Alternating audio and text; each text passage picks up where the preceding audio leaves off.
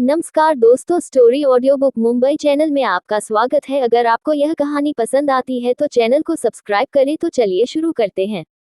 Kapoor villa में दूसरी ओर Kapoor villa का माहौल काफी गंभीर था, क्योंकि राजेश कपूर को कंपनी से निकाल दिया गया था, जिसकी वजह से राज्य और रवीना दोनों ही परेशान होकर बैठे थे। राजेश कपूर गुस्से से पागल हो रहा था कि इतने साल उसने अनाया को जिंदा ही क्यों रखा था, उसे पहले ही मार देना चाहिए था।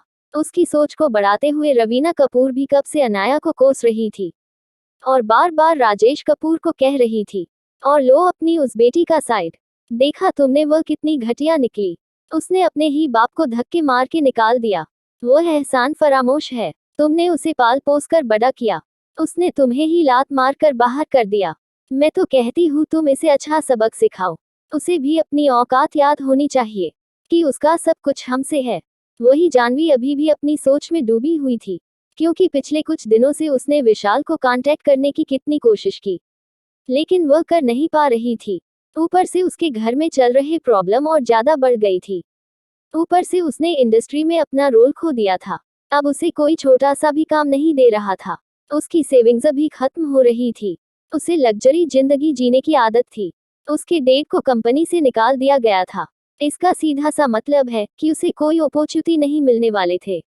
दूसरा, जो अनाया की मोम ने ट्रस्ट छोड़ा था और उसने से हर महीने करोड़ों रुपए आते थे, वह भी अनाया की परवरिश के लिए, अब वह भी नहीं आने वाले थे, क्योंकि पहले वह लोग अनाया को बिना पता चले और सभी पैसों को अपने पास रख लेते थे। लेकिन अब चीज बदल गई थी। धनंजय ठकराल वह सारे पैसे अब अनाया के अकाउंट में ही भेजते थे, और वह लोग अनाया से वह पैसे नहीं ले सकते थे। इसीलिए कह सकते हैं कि उन सब की जेब तकरीबन खाली होने को आई थी। यह दूसरी वजह थी कि वह लोग गुस्से से पागल हो रहे थे। उन लोगों को पानी की तरह पैसे उड़ाने की आदत हो चुकी थी, और अब उन लोगों को खुद को कंट्रोल करना पड़ रहा था, जिसकी वजह से वह लोग फ्रस्ट्रेटेड हो रहे थे। राजेश कपूर कुछ सोचते हुए बोला, यह सब कुछ ऐसे नहीं चल सकता। अगर ऐसे ही चला रहा तो हमारे पास कुछ नहीं बचेगा, हमें कुछ तो करना होगा। तभी रवीना कपूर बोली, हम उसे मरवा देते हैं। यह सुनकर राजेश कपूर अपने सारे गुस्से को निकालते हुए उसे जोर का थप्पड़ मारते हैं और गुस्से में दांत पीसते हुए बोला, तुम्हारी यह सभी चलों की वजह से वह हमसे दूर गई है। अगर आज वह हमसे जुड़ी हुई होती और हमसे माँ बाप जैसा रिश्ता रखती तो वह सब कुछ वैसे ही हमें दे देती, हमें इस सिचुएशन में नहीं आना पड़ता, और तुम उसे मार कर क्या उखाड़ लोगो, उसके मरते ही यह सब कुछ एक ट्रस्ट में चला जाएगा, और अभी तुम इस लग्जरियस घर में जी पा रही हो, वह भी नहीं रह पाओगी, और तुम्हें धक्के मार कर इस घर से निकाल दिया जाता। वही उसकी बात सुनकर एक पल के लिए रवीना कपूर भी डर गए, क्योंकि वह सोच भी नहीं सकती थी कि वह कपूर खानदान के घर से बाहर जाएगी। उससे अब इस घर की मालकिन होने की आदत हो चुकी थी। राजेश कपूर गुस्से में अपने कमरे की ओर जाते हुए बोला, अब आगे से कुछ बेवकूफी मत करना और उसे मत भिड़ना। मैं नहीं चाहता कि अनाया आगे भी हमसे कोई रंजिश रखे। अगर हमने अपने रिश्ते सुधार लिए तो हम आगे चलकर कुछ कर पाएंगे, तब तक मैं कुछ सोचता हूँ। वही उसे जाता देख रवीना कपूर गुस्से से पागल हो गई थी, क्योंकि अनाया के बाद यह दूसरी बार था कि उसके पति ने उसे पर हाथ उठाया था। बाकी वह बड़ी से बड़ी गलती उसकी माफ कर देता था और बस हल्का सा दंड देता था। वह मुठिया कसते हुए बोली, वह घटिया लड़की, उसकी वजह से मेरी यह हालत हुई है, मैं उसे छोड़ूंगी नहीं। वह कमरे की ओर बढ़ गई। दिमाग में तो कुछ और ही चल रहा था। दूसरी ओर जानवी ने आज ठान लिया था कि वह विशाल से मिलकर रहेगी, इसलिए वह भी वहां से बाहर चली गई। रवीना के कमरे में वो जैसे ही कमरे में पहुंची, उसने खिड़की दरवाजे बंद किए और अपने अलमारी से एक छोटा सा फोन निकाल लिया। वह काफी खुफिया तरीके से छुपाया हुआ था। वह फोन निकाल कर किसी को फोन करती है। जैसे ही उसने फोन किया, सामने दूर एक घर में एक छोटे से कमरे में किसी का फोन रिंग हुआ। वह अपने फोन को देखकर उस फोन को लेकर स्टडी रूम की ओर चला गया। दरवाजा खोलते हुए बोला, बॉस उसका फोन आया है। यह सुनकर सामने एक 45 साल की औरत बैठी थी।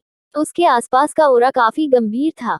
वह किसी खतरनाक गैंगस्टर की तरह नजर आ रही थी। वह औरत कुछ इशारा करती है तो वह अपने फोन स्पीकर पर रख देता है। सामने से रवीना कपूर परेशान आवाज में बोली, मुझे आपकी मदद चाहिए। यह सुनकर वह औरत ठहाका मारकर हंसते हुए बोली, क्या हुआ, अब तुम्हें मेरी क्या मदद चाहिए? यह सुनकर रवीना कपूर परेशान आवाज में बोली, उस लड़की ने अपनी हद पार कर दी है। वह धीमे धीमे करके सब कुछ हमसे छीन रही है। उसने मेरे पति को कपूर इंडस्ट्री से बाहर फेंक दिया है। अगर ऐसा ही चलता रहा तो सब कुछ उसके हाथ में आ जाएगा।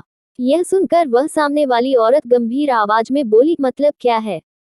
तुमने तो कहा था कि वह एक गांव की गवार है, उसे पढ़ना लिखना नहीं आता, तो वह कंपनी कैसे टेक ओवर कर सकती है? वही उसकी बात सुनकर रवीना कपूर गुस्से में दांत पीसते हुए बोली, वह सब कुछ घटिया गीता कपूर की वजह से हो रहा है। उसकी माँ चालाक लोमड़ी से भी ज्यादा चालाक थी। उसमें जाने से पहले ऐसे लोग हायर किए हैं जो उसकी बेटी को संभाल सके। उसने कई शेयर फोल्डर और कई ऐसे वकील रखे हैं जो उसकी बेटी को सपोर्ट करते हैं। इसकी वजह से तो मैं भी कुछ नहीं कर पा रही हूँ, इसलिए मुझे आपकी मदद चाहिए। वह औरत कुछ सोचते हुए बोली, ठीक है, तुम इस बात की चिंता मत करो, मैं कुछ करती हूँ, लेकिन ध्यान रखना मुझे उसे लड़की की हर खबर चाहिए, छोटी से छोटी। अगर तुमने उसमें कोई गड़बड़ी की तो मैं तुम्हें आगे कोई मदद नहीं करूंगी। वही उस औरत की इतनी गंभीर बात सुनकर रवीना कपूर भी डर गई, क्योंकि वह जानती थी कि उसके सामने वाली औरत कितनी खतरनाक है। तभी रवीना कपूर थोड़ी डरते हुए बोली, मैं चाहती हूँ आप उसे रास्ते से हटा दे। यह सुनकर वह औरत बोली, जब मैं उसे तुम्हें मारने को कहा था तब तो तुम्हें प्रॉपर्टी चाहिए थी। यह सुनकर रवीना कपूर गंभीर होकर बोली, जहां तक मुझे पता है वह प्रॉपर्टी हमें नहीं मिल सकती, और प्रॉपर्टी सिर्फ वह अपने पति के नाम कर सकती है। यह सुनकर वह औरत एक शैतानी मुस्कान के साथ बोली, ठीक है, तो उसकी शादी की तैयारी करो, तुम यह तो कर ही सकती हो। उसके बाद सारी प्रॉपर्टी उसके पति के नाम आ जाएगी और तुम उसे रास्ते से हटा देना। यह सुनकर रवीना कपूर की आंखों में भी लालच आ गई और वह चमकते नजर से बाहर देखते हुए बोली, ठीक है, जैसा आप कहती है वैसा ही होगा। तभी सामने वाली औरत बोली, लेकिन वह किसे शादी करेगी वह मैं डिसाइड करूंगी। इतना बोलकर वह फोन रख देती है। इन सब की प्लानिंग से अनजान अनाया अभी भी अपना काम कर रही थी। क्या होगी अनाया की शादी, और किसे होगी उसकी साड़ी, और क्या करेगी अनाया आगे? अगर आपको अगला एपिसोड चाहिए तो लाइक करें, कमेंट करें और चैनल को सब्सक्राइब करें।